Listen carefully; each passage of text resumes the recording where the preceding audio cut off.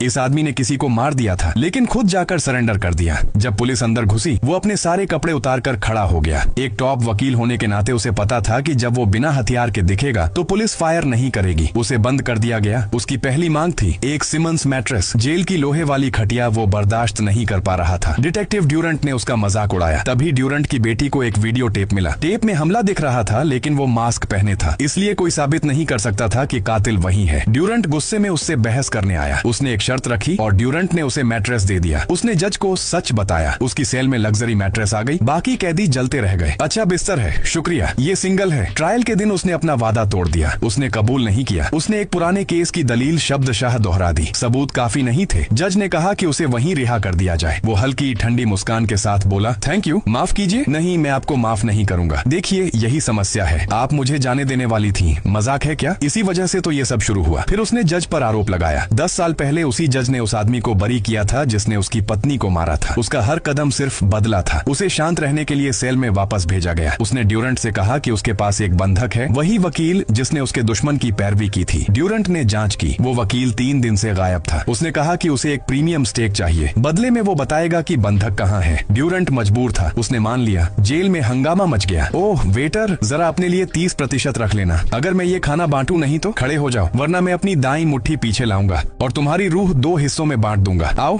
बैठो, सबके लिए काफी है। पुडिंग लोगे? अच्छी है। स्टेक चाहिए? लो।